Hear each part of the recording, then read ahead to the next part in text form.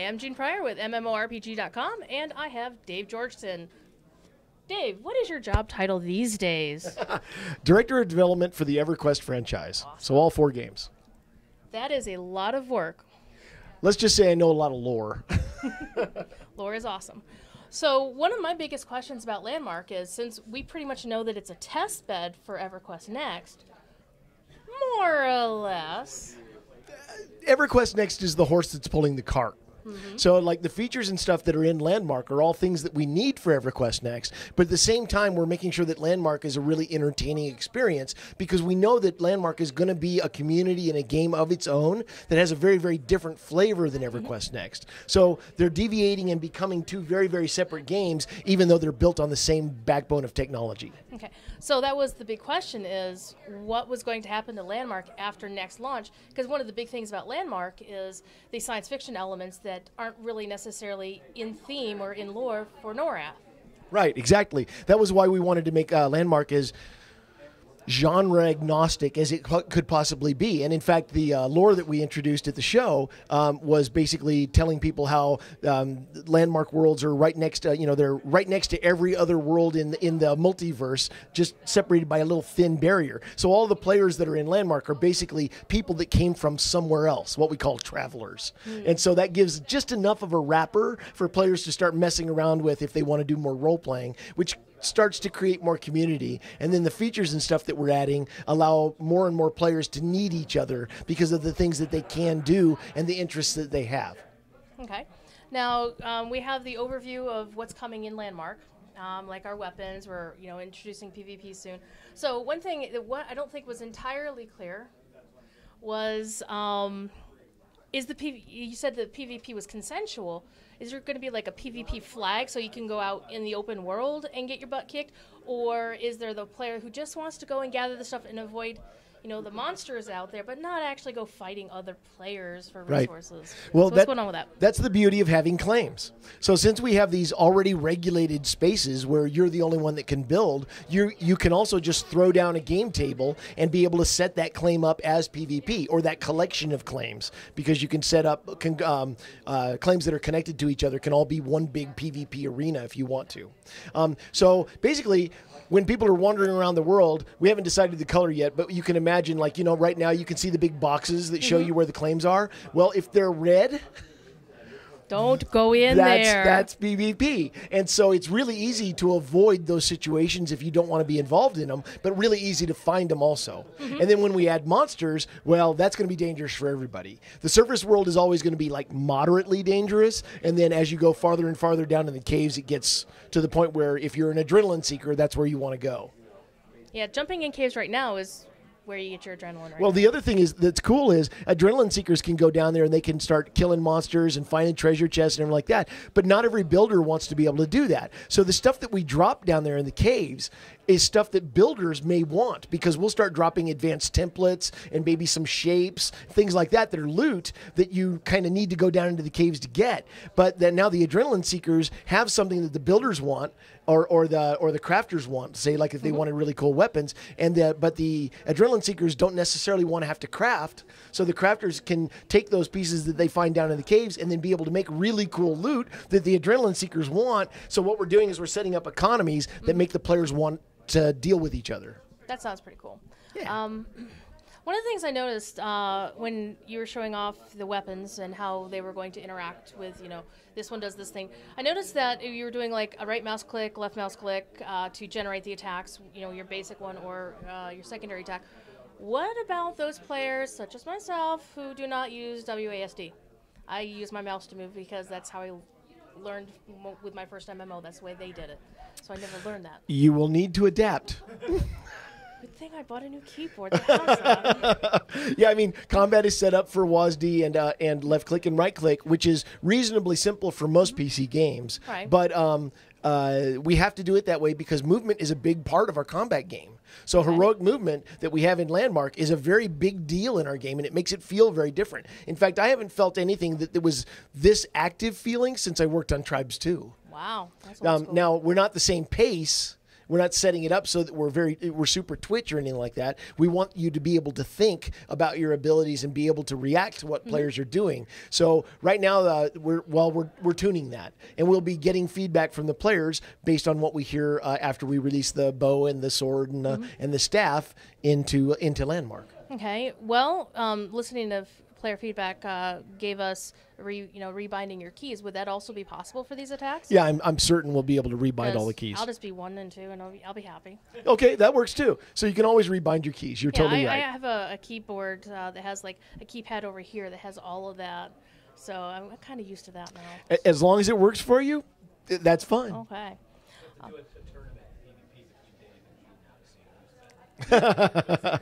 Well, let's put it this way. Every game I've ever made that had PvP in it, I was really great at it right up until the point the players came in. Yeah. You're going down. You're just going down. One of the things I noticed, at least currently, is with the equipment slot on characters, you could put in like a speed boost, which is what I have on my character, or you could put in a crafting boost or a discovery boost, like one of the rings or one of those. Are we going to get like 2 slots for that sort of thing, so we could have a speed boost to run around, and then also a discovery, so we don't have to keep switching equipment depending on where we are right that second, like every 5 seconds to switch something around? No, I totally agree with you that we need to make equipment switching easier. You can set up a special hotbar to be able to swap rings in and out, but it's awkward. You have to know exactly what the precedence rules are and stuff. It's just one of those areas we haven't smoothed out yet. But yes, we need to improve that.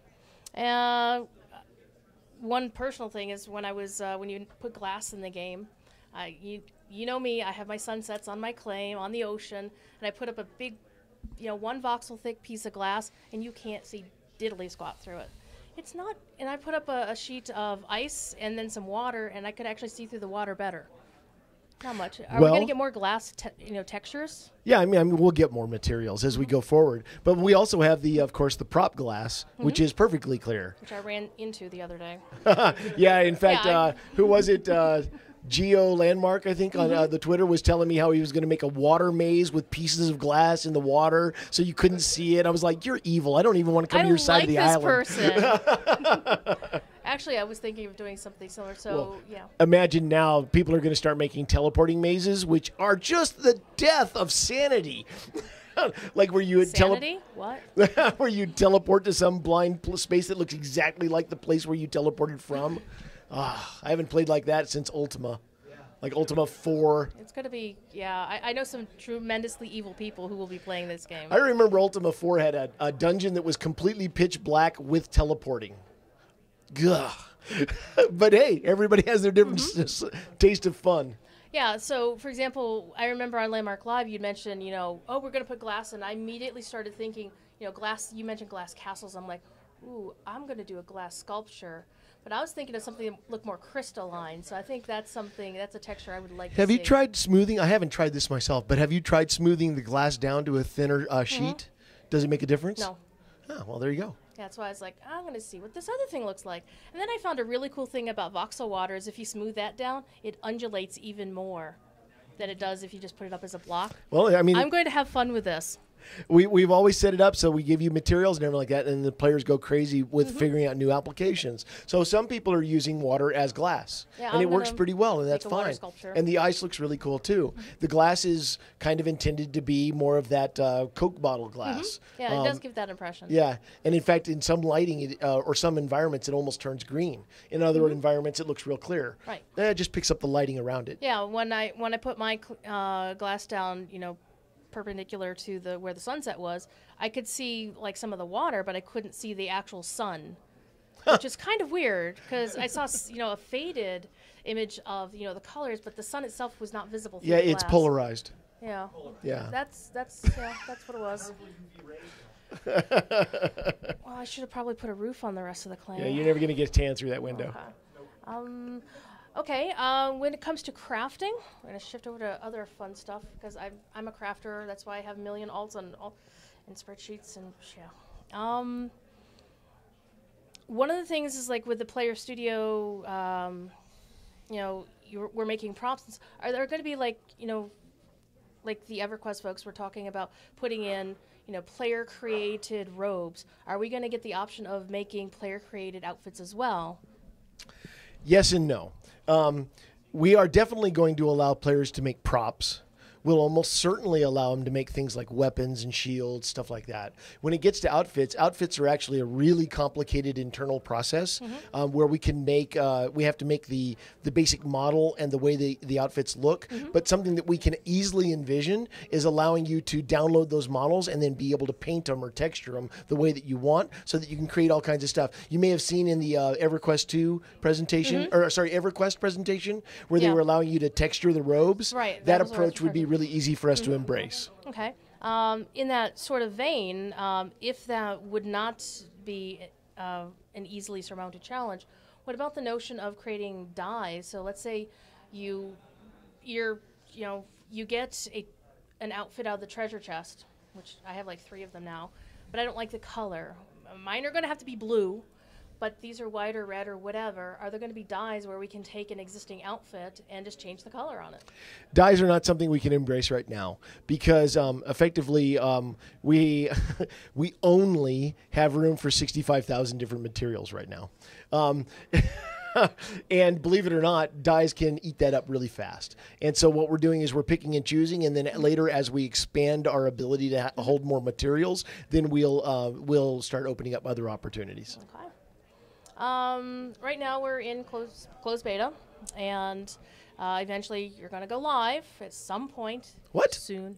Eventually. Oh, man, we have to share? Yeah. You have to keep your track record of releasing games, Dave. Oh, yeah. Okay. We'll do that then. So one of the concerns, at least for me, is, I've been in since alpha, and I remember one of the wipes that they did in alpha, we were able to retain our character name if we wanted to. Oh, you're going to talk about wipes. Yes, I am, because you're going to.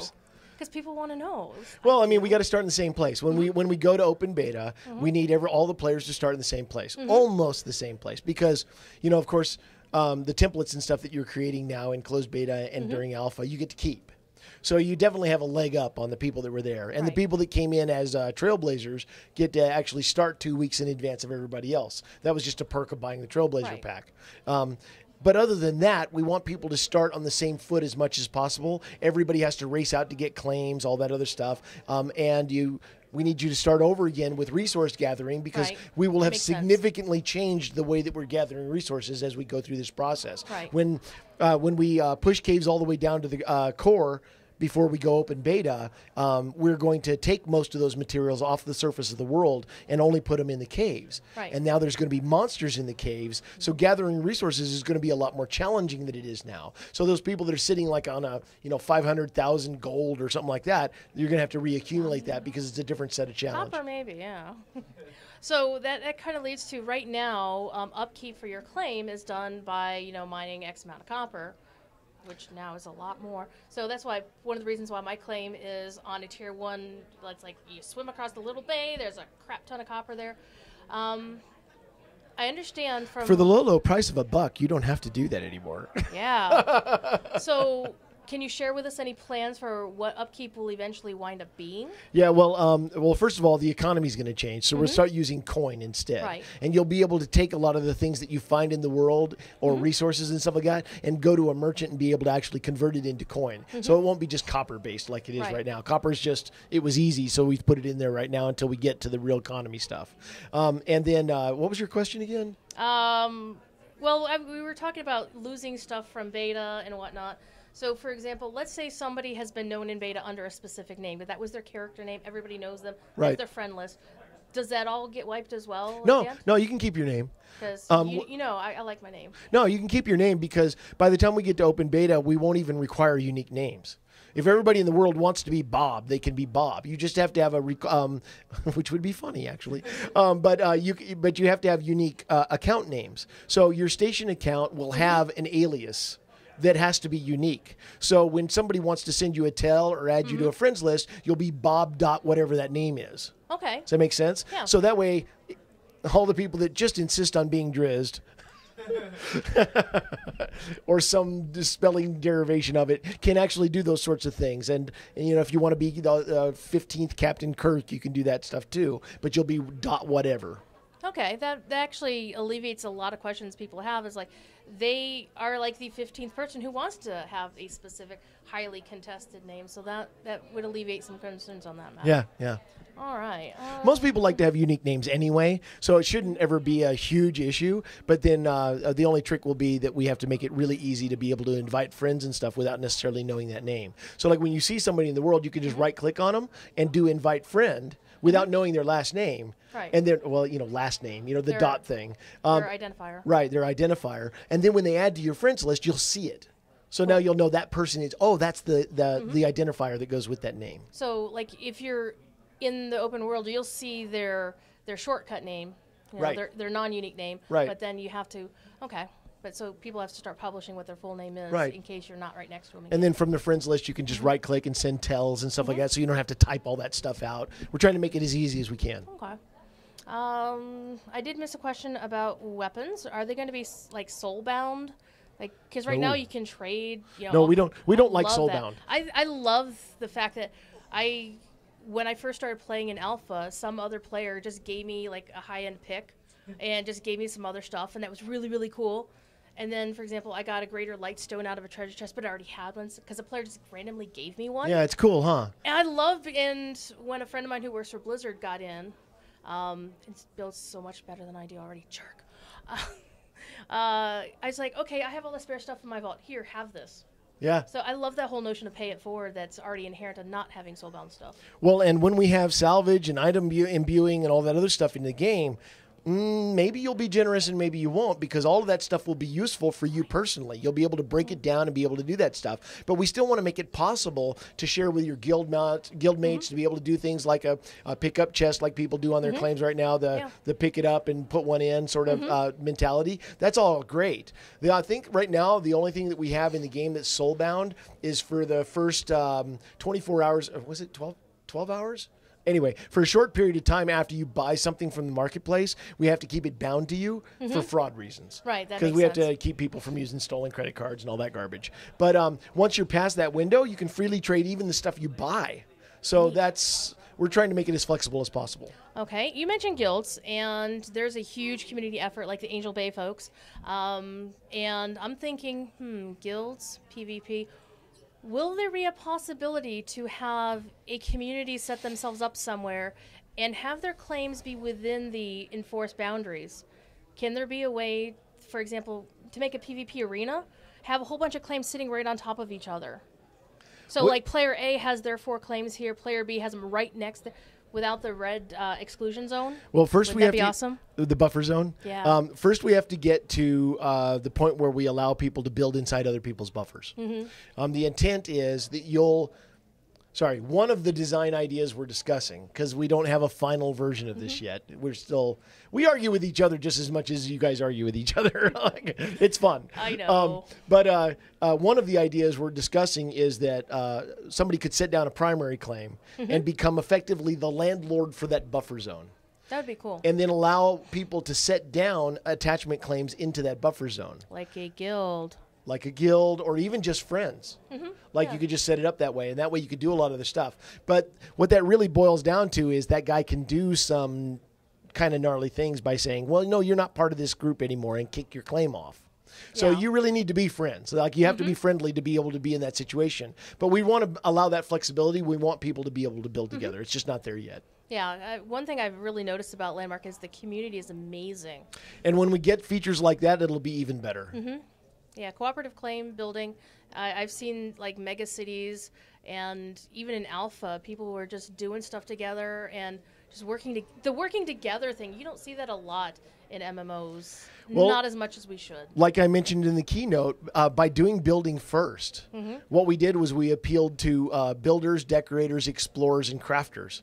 And those people are the real foundational elements of MMOs. They're the reason why MMOs work. Those people have the right mentality. They create communities. They organize events. They do really cool stuff. And then everybody else that comes in later to do the adrenaline seeking and all that stuff just fits in. And all of a sudden the community is there. And so we're in the right place and we're doing it the right way. And that you're right, the community is second to none. All right. Well, that's about pretty much all I had, except one final question. When are we getting pie? Whiteberry wants to know when we're getting pie. We didn't get pie in the last food update? No, we did not get pie. Well, you're just going to have to suffer through cake. No, let us eat cake is not fair. Yeah, you're right. And it's a lie, too. So, yeah. We want pie. All right, pie. I'll put it on the list. Okay, thanks, Dave. Very much appreciated. You bet.